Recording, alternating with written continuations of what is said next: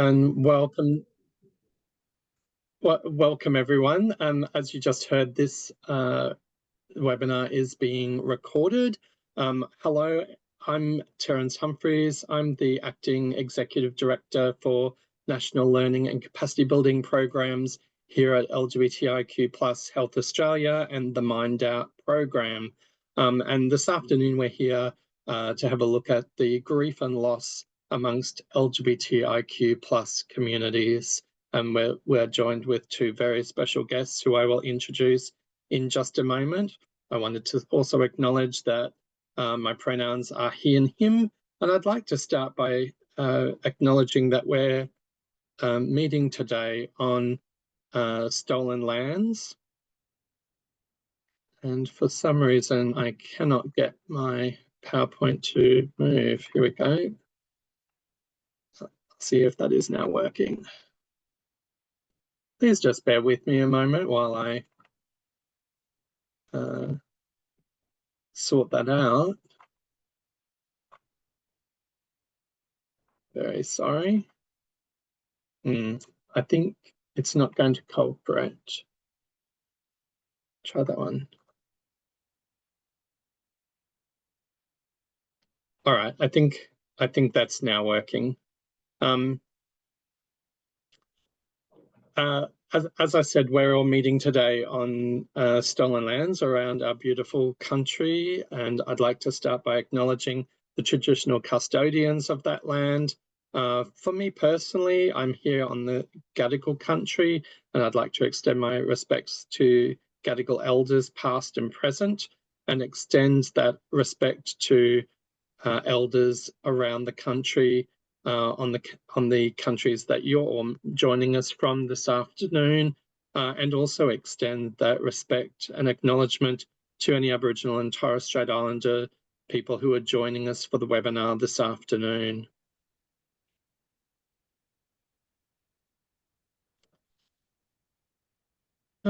So without any further ado, I'd like to, before I do that, I will just acknowledge a couple of housekeeping items.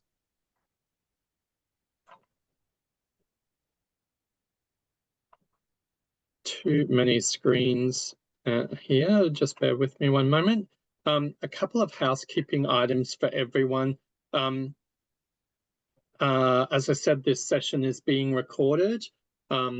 There is a Q&A function for questions that you can find at the bottom of your screen, and you'll be able to type in any questions, and hopefully we'll be able to cover those in the Q&A section towards the end of the webinar.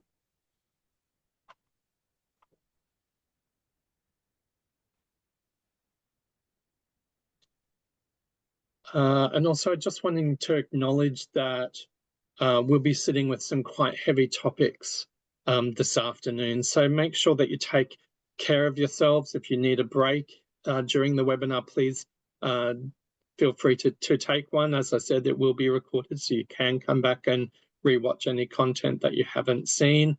And a reminder that support's always available, and we'll run through some of the support services towards the end of the session, acknowledging that there are some great services out there to provide that support.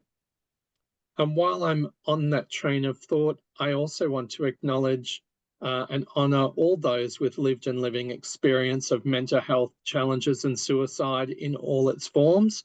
And this includes those who experience distress or crisis, those who support others, and those grieving lives lost or changed. We recognise that lived experience holds power to connect, to challenge and to lead. We commit to listening, learning and working alongside you to build a future grounded in dignity, equity and care. Now, without any further ado, I might pass over to our fantastic guests, Fran and Abraham, to introduce themselves, and we'll start with you, Abraham.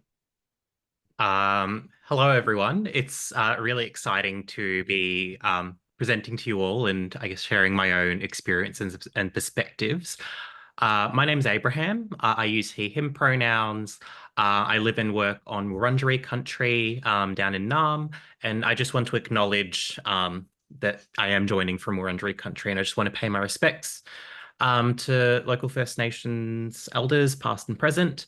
And I want to pay my respects to any First Nations people that may be present in our webinar. So I'm the project officer for the Support After Suicide Hub, or SASH, which is a project that has been that was launched last year by Support After Suicide Jesuit Social Services in partnership with Switchboard Victoria. SASH provides support, information, and an online peer community for LGBTQIA plus people who've been bereaved by suicide. I've been in this role for a year and a half, so I actually started the role shortly after it was launched. It was quite an exciting time to hop on board with the project. But before that, I've been involved in a few other things in that kind of space. So in 2023, I was involved in a co-design group for a suicide aftercare service, and that was run by Impact Co. Now, I'm part of this webinar to hopefully provide insights into queer grief and loss within the context of suicide bereavement. It's something that I feel like when I say it, it's like I'm very much preaching to the choir, but exposure to suicide is a reality for a lot of us in the community, whether that's through experiencing crisis or supporting a loved one or experiencing bereavement through suicide. And while it can be a painful and intense experience and one that has very little kind of linearity in terms of how people progress and move through it, we do also have a lot of incredible wisdom in our community around navigating this type of grief and loss. Now, I have a personal lived experience of bereavement by suicide. I also have experience caring for friends and people in community who've experienced suicidal crisis or bereavement. And those personal experiences are things that have definitely drawn me to this work and lead to me finding being in this work quite rewarding. Now, incidentally, through this work and also my past volunteering in the space, I've been very privileged to discover an amazing community of people with that similar lived experience of suicide. And personally, I really value connection and belonging as things that both keep me grounded in my own experiences and things that I can also use to help others be grounded in their experiences. So I guess to loop back around, I'm here to connect and engage with others in the community who share that common goal of either navigating our own grief or providing that support. And it's very lovely to be full of a room of people that have that in their mind somewhere. So I just want to give a thank you to LGBTIQ plus Health Australia for inviting me into this discussion. And I also just want to thank everyone that's here for listening to our inputs over the next hour or so.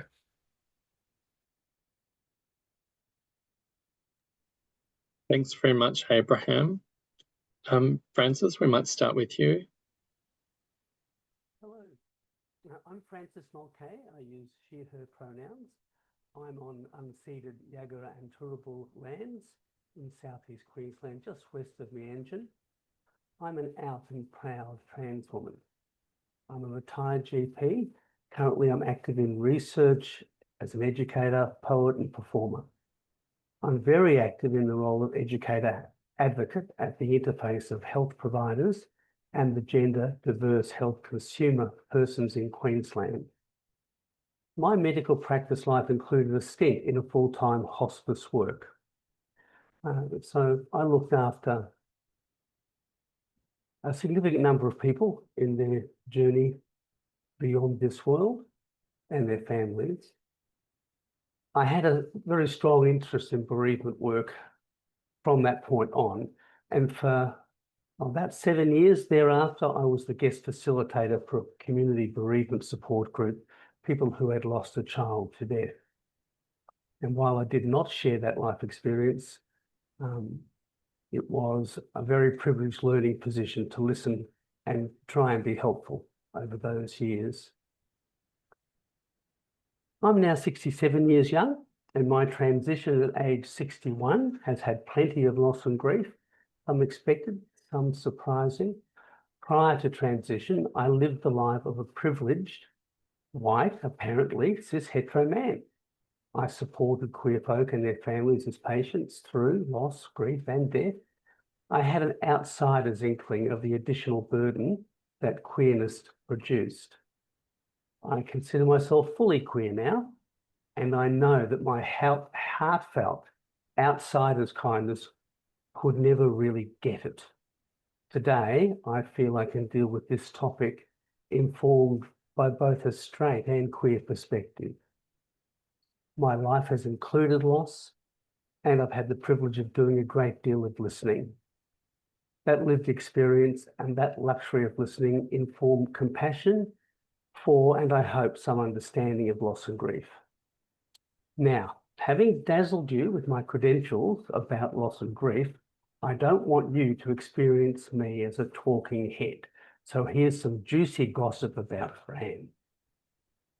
I lost almost all my family structure and a few friends with transition, and now I have a built family, poodles, cats, and one human. They, and I married some years ago, and after a few years we stopped being married, and now we're a family with a close platonic relationship, and we have shared fur babies. Plenty of loss in those few words and plenty of adapted joy. I had a heart bypass surgery 5 years ago, which failed. Yay, the doctors. Anyway, prior to that, I had been a competitive 10K trail runner. And since all that silliness with the heart, my physical capacity has been quite the roller coaster. Currently, I'm not able to go sailing. Now, that's a lifetime love, and its absence is a significant loss. I have angina, as in chest pain with a hand around your throat, with most activity. I can't hang the washing. That's the job of the NSO. That's nominated significant other. And I'll bump into that term later when I'm answering some questions. I'm pleased as punch to have been invited to this session. And now a content warning, and to repeat what kind Terence said, this whole panel will touch on pain points for most of us. Please take care of yourself, and there will be resources shared at the end of the session. Another warning is I use the term queer. I use it as a positive, inclusive term for LGBTIQA+ persons. I understand the word is painful for some LGBT folk, particularly people of my age group. But I feel strongly the word has mainly been reclaimed by us and honoured as ours, and in the heritage of so much LGBT language, they can sling it at us, but we're going to own it. And please call me Fran. Thank you very much, Fran. We might move on to our discussion section of the webinar. And to start with, we're going to explore some common grief and loss experiences for LGBTIQ+ people.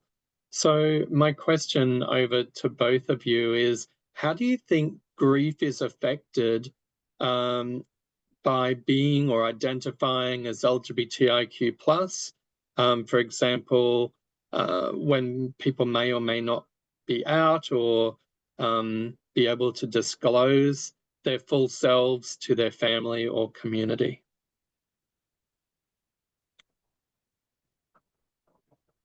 I'm happy to start on that question.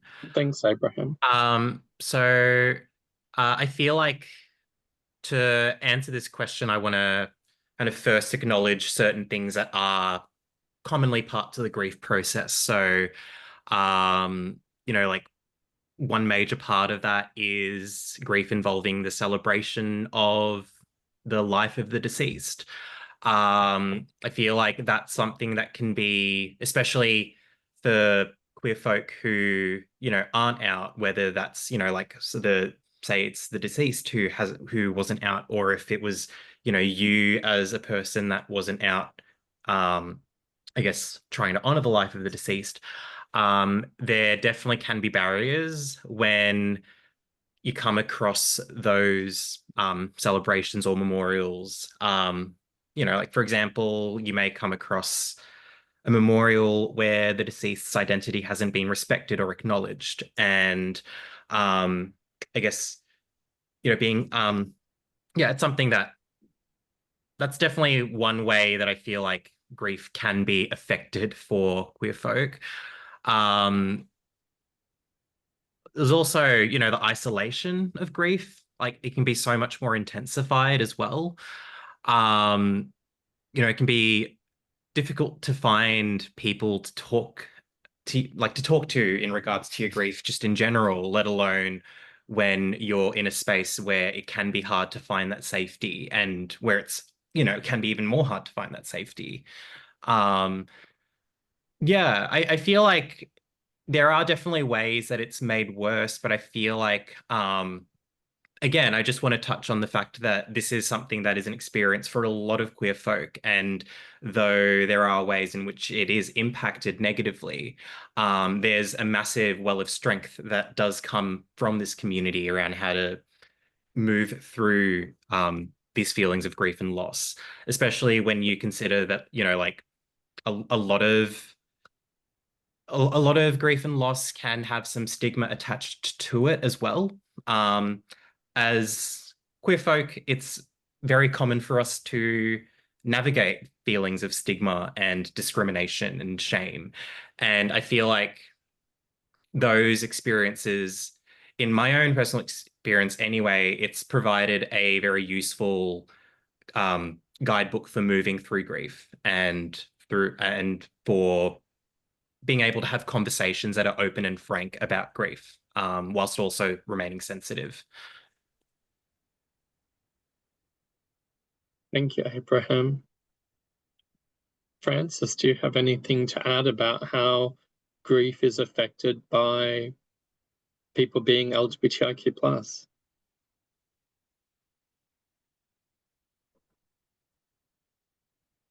When I was thinking about this question, I was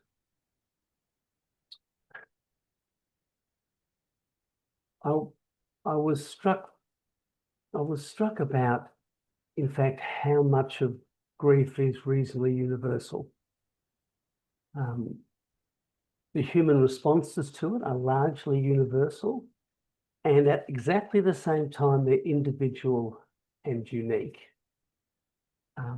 And just to encapsulate a little bit of my understanding of loss and grief, it's not a ladder to climb. It's not a set of steps to complete.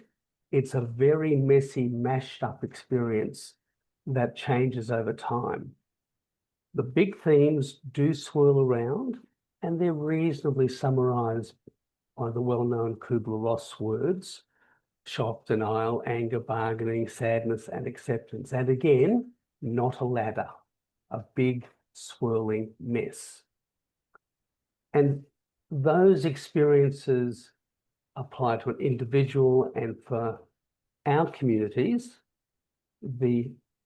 one of the elements of uniqueness of the individual is going to be their queerness. And sometimes that queerness will come to bear very heavily in how they experience loss and grief. And as your question asks, Terence, about an example where people aren't fully out, aren't socially disclosed, aren't connected in a full fashion, in that setting, the person or the person they have lost, queerness, is an extraordinarily heavy burden to bear. I had a hospice patient back years ago, Jim. Now, Jim was out to his mother. He was closeted to his dad. He was closeted to his family priest. And his partner, his nominated significant other, was described in the social worker notes as a best friend. This man, while he was dying and losing everything, had to hide his truth, depending who was in the room.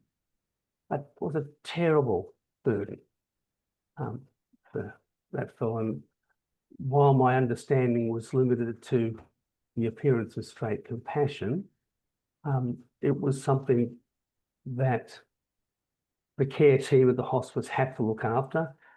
And sadly, we needed Jim to teach us how to do that. Because as often happens in these complicated situations, we, the queer folk, have to educate the health providers about what we need and how to do it. I might pass at that point. I've got more to say, but it might relate to the next question a little bit, Terence. So back to you and That's Abraham. okay.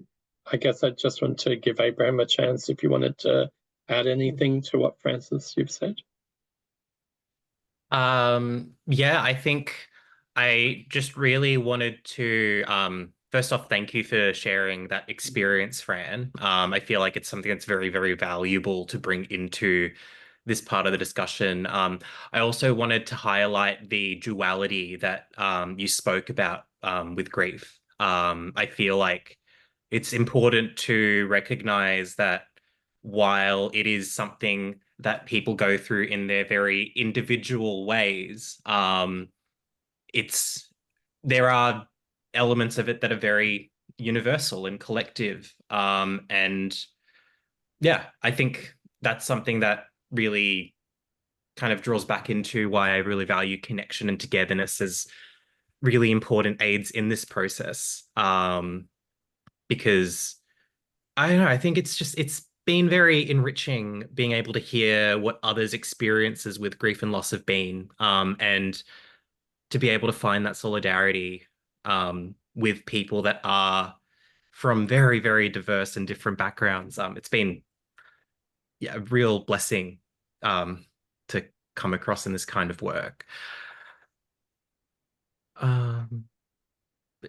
Yeah, I don't know if I have anything else to add.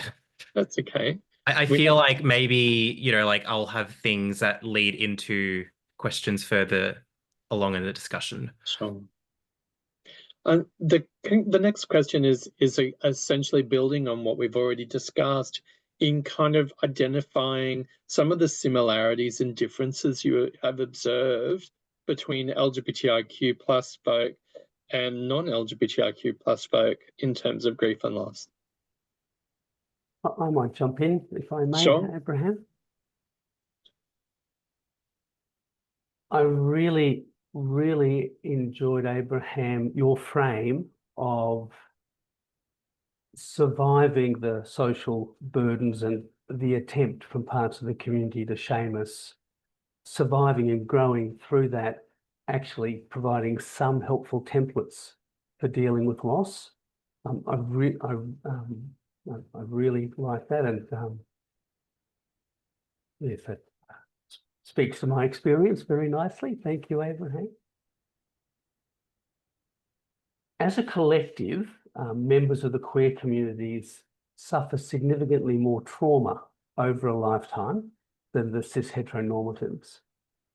Most of, if not all of us, have had the world deny our identity or our right to exist or our right to be treated with equal human regard.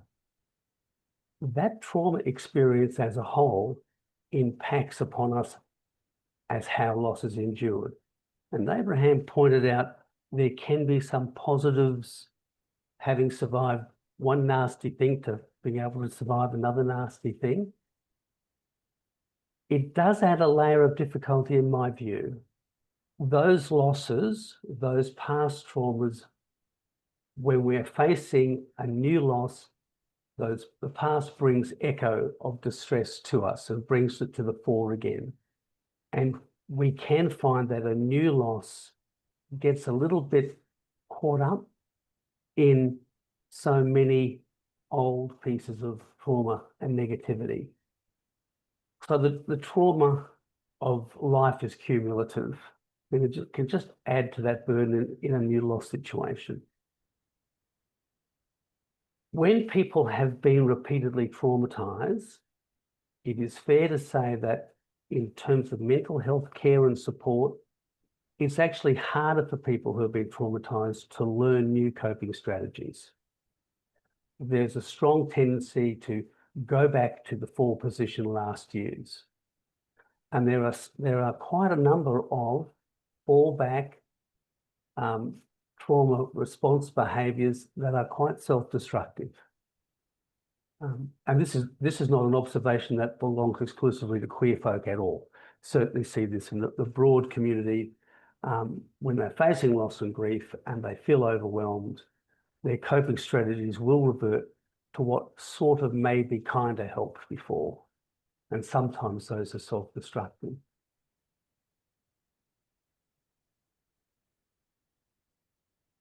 Particularly working in the hospice, particularly working in the death and dying situation, I felt that situation taught me that adapting to loss is actually a necessary part of adapting to the human condition of existential pain. Death and taxes. We all get them. The rich and powerful might escape taxes a bit, and Kerry Packer might have got jump-started at his first cardiac arrest, but eventually death comes. Those really big losses, loss of a loved one to death, to relationship breakdown, loss of a job, loss of a home, major health challenges, immediately clear impending death. Those big losses force us to address the question, how do you value your own life? As a persecuted minority, we have been told, perhaps on a daily basis, that our life is less valuable, less worthwhile, that we deserve less, and that abusing us is okay. Those powerful minority stresses make existential pain harder to bear. We actually have to work harder to remember and treasure our worth when we come up to facing a loss. Losses feel like they detract from our worth, which of course is actually not true, but it's how it feels. Yes, back to my team. Thank you, Francis, for sharing that. Abraham, did you have anything that you wanted to add in terms of similarities and differences that you've observed? Sure. I feel like to touch on it again, like there are definitely universalities in the grief and loss process for queer folk and cishet folk. Those feelings of isolation, those feelings of, guilt can sometimes pop up. It's very, and again, just to really capture what Bran said in the previous question, she captured it really beautifully in that, grief it can be a very messy process. It's one that's less rungs in the ladder and more like a whirlpool. It can often, it's less kind of moving through different stages and more kind of being moved. And when it comes to managing your own grief and loss, a lot of the time it is about just learning to move through that. So I think one thing that can definitely be a big difference for queer folk in terms of grief and loss is grief and loss can definitely, it's whenever a loss happens in community, it's like a lot of the time it can be treated as a loss for the community. Like it's something that the community tries to hold together, tries to hold in its togetherness. And there's a duality there because it's difficult to be in that support space and it's difficult to be in that space where you are holding that grief. But at the same time, and this is where duality comes in again, where, people going through that together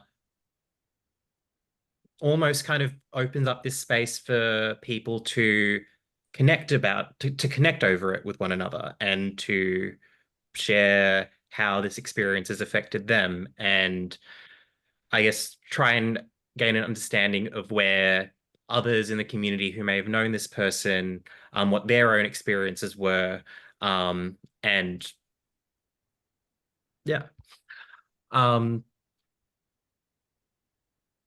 Words are not coming into my brain readily Okay. today. I'm sorry.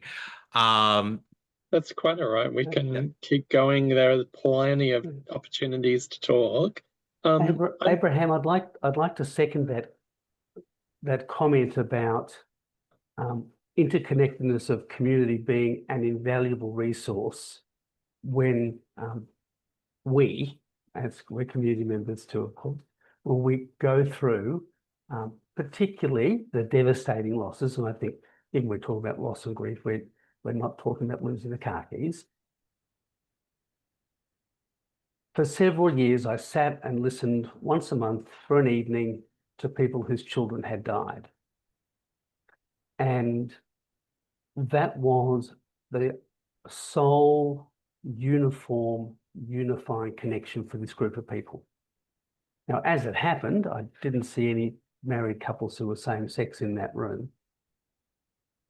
But the huge diversity of experience of just the real world, and all, whether it was how the school coped with stuff, how they were treated by the healthcare system, how their neighbours and their neighbours' kids did or didn't cope, what did the family pet go through? There were commonalities of all of the little things of life, and the sharing of them was helpful and part of the healing process for a lot of the folk there. And all of that came into my scone as Abraham's talking about the interconnectedness of our community. And it's something that at first thought you might think, well, that's pretty easy and pretty simple and pretty obvious, but it's very powerful at the same time. Thank you. Thank you, Francis. That's an interesting point that you've made there about people's differences and the sharing of some of those commonalities. I'm very interested to learn a bit more about your perspectives around intersectionality with LGBTIQ plus grief and loss, and in particular, what you've observed, particularly in a palliative care setting, but also for older LGBTIQ plus community members as well. If I might start, Abraham. Clearly, before you. A few of the, when I think specifically about old age and specifically about PAL care and our communities, some of the universalities of life apply. In old age, we tend to be more reflective about what has been and what could have been, a bit less focused on what's to come compared to when we're young. We oldies may still have aspirational dreams, I'll just let you know that. And at the same time, we know that many of the milestones are behind us. My quite full life as a handicapped person at age 67 is much smaller than the life I had at 40. It's still a full life. So as we get older, life gets smaller, our total number of connections decreases, and we find change more difficult, just as a fact of getting older. Just so you know, in terms of where am I at in the whirlpool of grief that Abraham so nicely put, in my washing machine of grief, in terms of loss of my physicality, I just remain severely pissed off. That's just where I am. None of this moving through the stages, folks. I'm just going to stay pissed for a few years. For people of my age who have known their queerness their whole lives, their reflections, what could have been, will be markedly influenced by society's appalling treatment of queer folk of their era. Their autonomy was systemically undermined, their identity was under attack, their hindsight has this layer, will have a layer of distress from being othered. In the setting of comforting someone, helping someone, supporting someone who is dying, who is receiving PAL care, they have to grieve for what could have been as well as what was. They have to grieve for all of those connections. And even if they're getting smaller, because they're old, if they're old, because not everyone in PAL care is old, they're still the makeups of their full life. Coming to PAL care and our communities, the special thing about palliative care is that we acknowledge the person in PAL care is going to die. In our society that denies death, avoids any conversation about death, this is a very special set of circumstances. Having worked in hospice, I can tell you though, while the healthcare system might say PAL care is a terminal journey, not every one of my patients believed that when they're under my care, and there was no obligation that they should. Good quality palliative care is patient-centered, and in theory, the concern and value of the patient are respected. My patient, Jim, wanted to make his partner, Paul, the person to make medical decisions when Jim was unable in the process of his care at the hospice. Now, this is in the 1980s. It was well before any legislation for health directives, which came in 98, by the way. Now, Jim's parents, good Catholic folk. Jim was a good Catholic. He just couldn't tell his priest he was gay. Felt that they, as next of kin, should have the say. And after careful listening to Jim, we came up with a solution. We asked Jim in a family meeting if he would appoint Paul as his nominated significant other, his NSO. And at that family conference, we explained to the parents that Jim did not want them burdened with decision-making process when he was very, very ill, and they would be very, very distressed as parents. And Paul, who knew Jim very well and who they liked, was a sensible man. And we were able to come to that arrangement at that family conference. And I wrote in my notes here, it was not always that easy. That wasn't actually easy, but because it went smoothly and it gave both Jim and Paul a great deal of joy, and his mum, of course, because she knew. There is a thing called the National Care Standards for Palliative Care. The current 5th edition was written in 2018, and it states, I'm reading, palliative care service must provide a safe environment where LGBTI people with life-limiting conditions can live and die with equality, respect, and dignity, and without fear of prejudice and discrimination. Their self-designated family and chosen carers should be treated with the same level of dignity and respect, comma, as they can often fall secondary to biological relatives through assumed rights. So happily, the current standard of care reflects exactly what my hospice work did in 1981. When I was a sensitive, apparently cis-het, privileged doctor with listening skills, I heard that my gay patient's queerness was important and complex. And I know now that I couldn't ever get that. And I couldn't ever get it at the time because that privilege of being cis-hetero is completely invisible to the holder of the privilege. Now, that said, I honestly believe this, healthcare, and I'm generalizing here, but particularly for PAL care, that respects the individual does not need to fully understand the it of queerness, but it does need to listen, and it has to have an intellectual appreciation that it has privilege. Translated, carers who are cis-het normative can be educated to understand that they have privilege and to provide sensitive quality care. So I don't have any contemporary in the now experience in the recent couple of years of PAL care beyond the passing of my father a decade ago in a nursing home in his frail late 80s.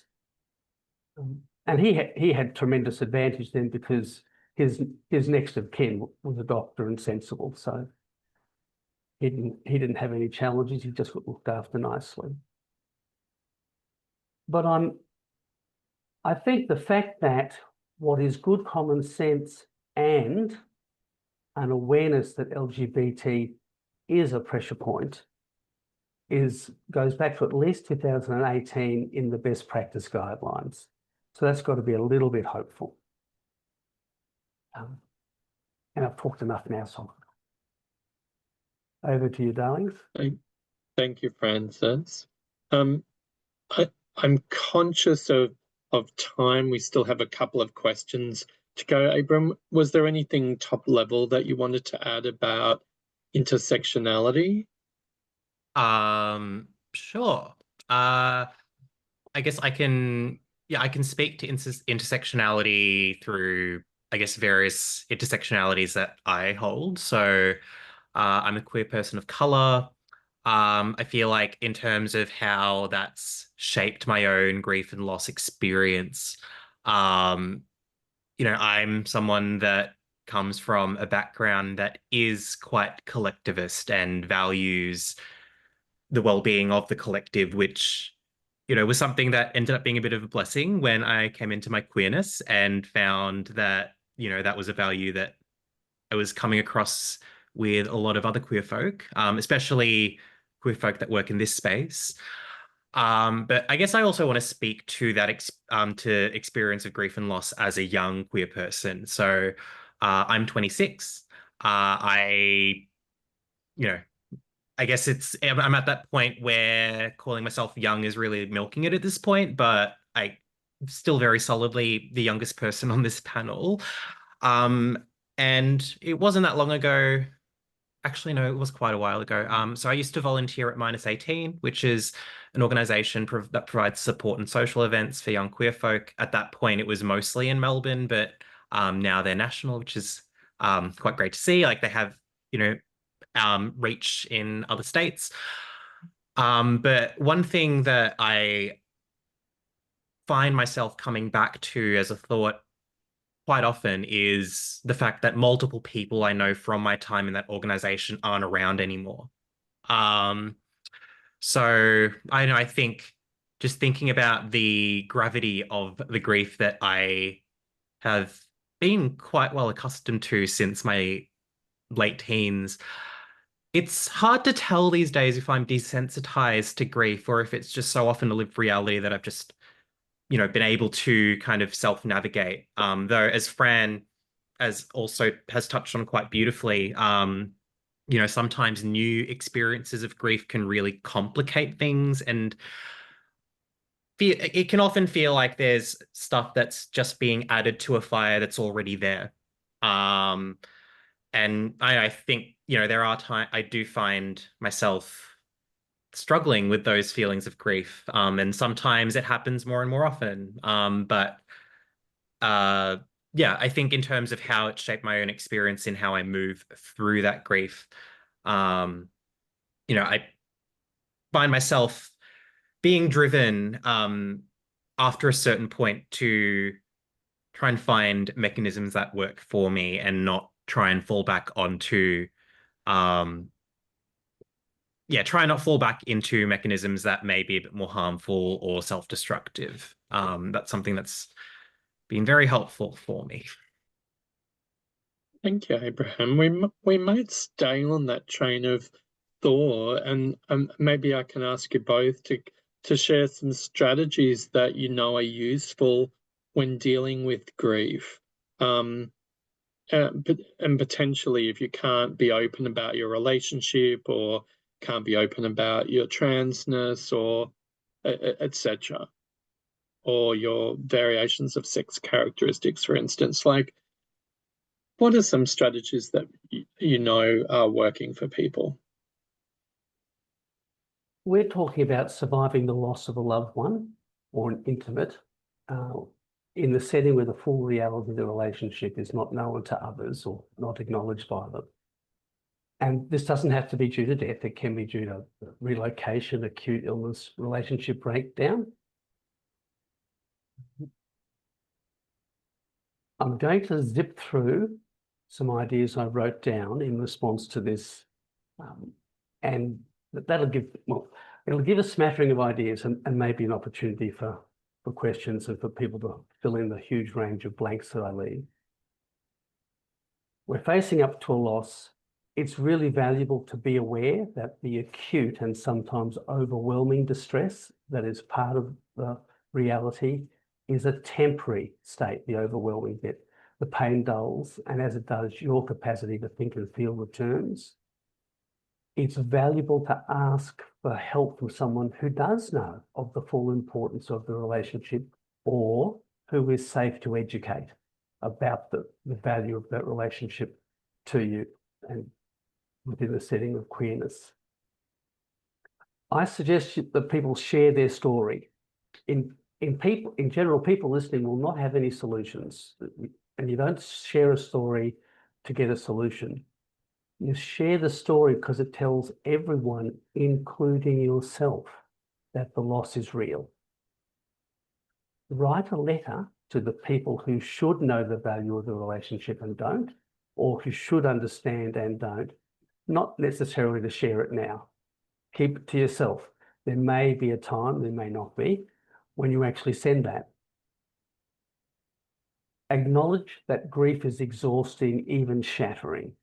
And you need to take care of yourself. You need to be gentle with yourself.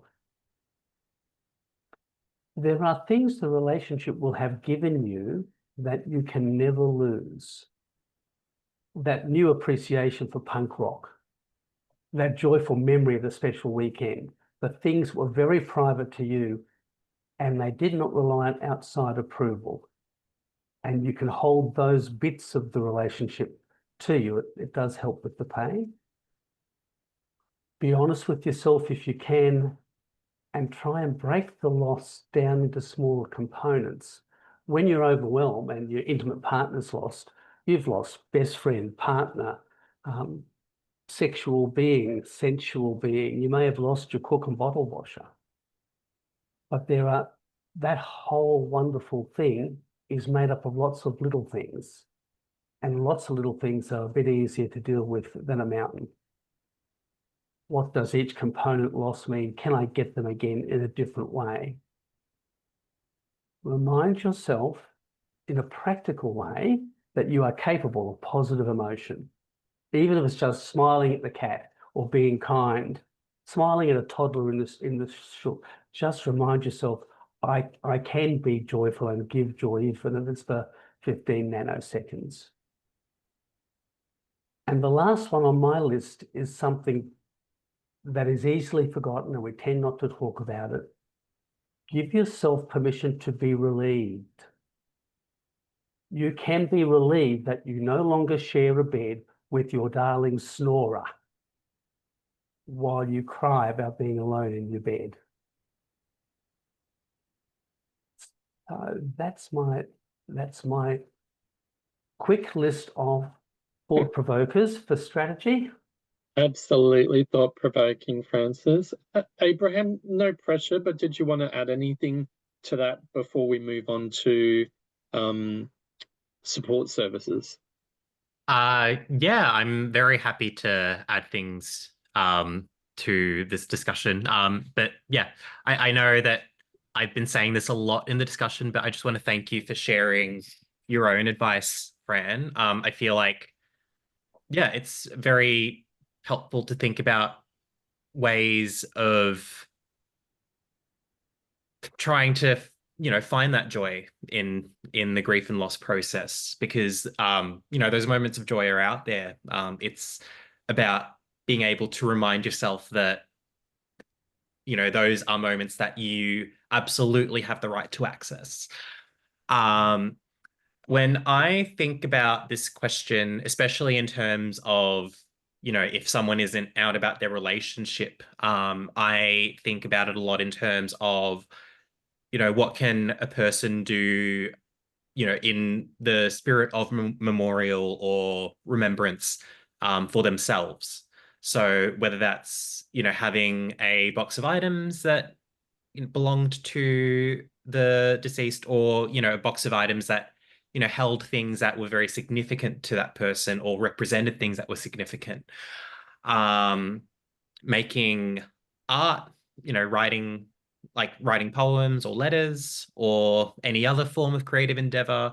I feel like it can be really powerful to be able to have control over that part of, grief and loss and memorial, especially where you're in a situation where, you've had so little control over that dynamic. It's almost like, okay, here's an opportunity for me to find some kind of autonomy in this. Yeah. Thank you, Abraham. They're really useful. I particularly like the idea that you mentioned around having sort of significant objects that may not necessarily have been that person's possessions, but that they have some symbolic value to you. Terence, Well, may I pull you back just a smidgen in time? Just a little comment about intersectionality, a little piece of content that came up when the group who are presenting and the absent presenter were talking. And the question was raised, how do other big things like adoption fit into adapting to loss and grief? And I just thought I'd share a very quick vignette. I'm adopted, and that's been a very complicated, challenging, and really, generally speaking, ugly part of my emotional life. That's been a very difficult part of my makeup. And in transition, I had a number of about the family split, I had a number of cousins who I had grown up with and who had valued me as a child, now saying they didn't want to know me and they didn't understand and none of that was right. And the intersection of adoption and the values it placed on childhood had a huge impact on me at that point in time. So a simple truism is that big intersectional factors, be it cultural, family, health, that are dominant in your life will always have a huge role to play in how you manage your loss. absolutely. I'm conscious there are a couple of questions. There's 7 minutes left, and we still have to do support services. Very quickly, does anyone in like literally 1 minute, does anyone want to speak to Meg Ray's comment in the chat, which is around neurodivergence and the intersectionality with LGBTIQA plus grief? And I also have one in the Q&A section as well, which we'll come to in a minute.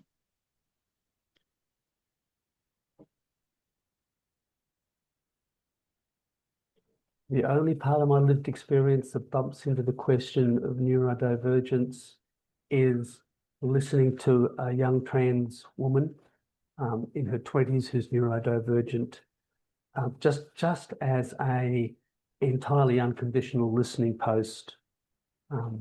Apparently, my status as an ex-doctor meant that she was allowed to talk to me. And all I could do was listen, and really all I could, so my comment from that is, I just listened, and it was really, really difficult because she worked differently to me.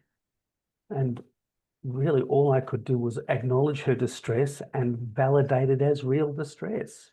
Even if the form of words didn't quite make sense to me, that was unimportant. Thank you, Francis. Yeah, Abraham. Thank you for sharing that, Francis. So I am neurodivergent, and I think you've really spoken to something that has been a bit of a common experience for me in my own grief, where I I'm very, very lucky and privileged to have a beautiful support network of neurodivergent friends around me because we find each other like magnets. Um, but yeah, through that, I feel as if I've been able to have conversations where, I feel more readily available, like where I feel like what I'm going to share is going to be more readily received. But when it comes to supporting people who are neurodivergent, Francis has brought up a very simple but very important point of just listening. Um, Listen to what someone has to say. Um, yeah. Thank you.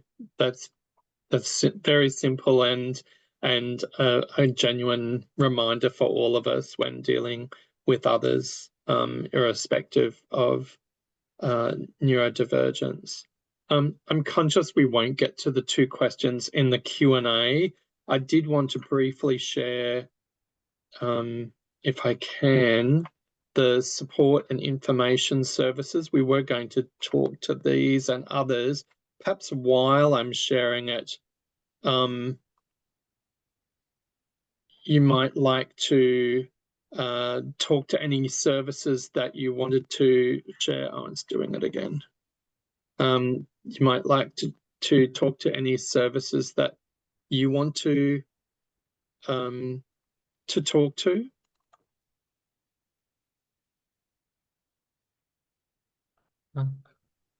I can talk to Sash as someone who is on this panel as the project officer for Sash.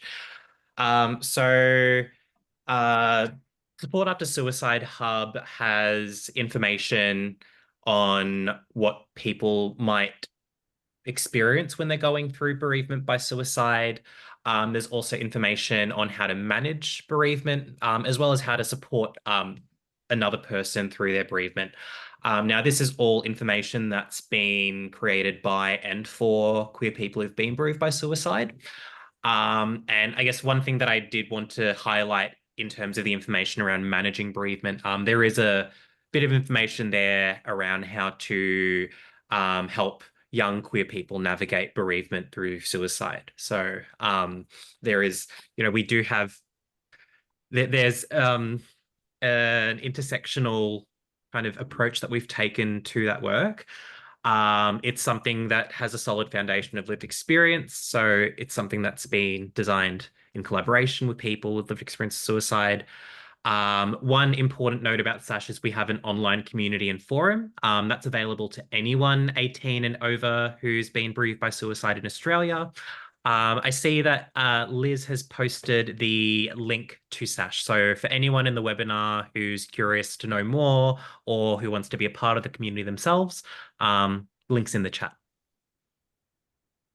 Thank you very much, Abraham. And also I'm sharing QLife's website there, although it's obscured, at least on my screen, by our faces. I don't know if people can move that box around for themselves.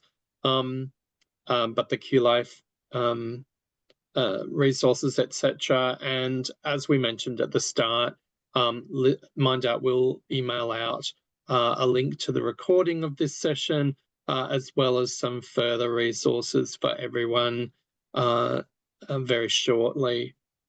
I really don't know what the go is with this. Why I can't navigate. Oh, there we go. Just to thank our panelists. I know we're ending a little abruptly. I did want to give you the chance to wind up, but we're literally 1 minute to go. I just want to share the contact details for us again, and I'm sure that all of our participants today have enjoyed as much as I have, learning from your own lived experiences and also your amazing experience as workers and support people as well. So thank you both very much for your generous sharing this afternoon. And we will try to get to those questions as part of the follow-up to this session. Thank you, everyone from wherever in Australia that you're joining us from. Do go gently after this quite heavy session and in terms of the topic, and look after yourselves, and we'll see you next time. Thanks very much, everyone. Bye for now. Bye. Thank you. Bye, everyone.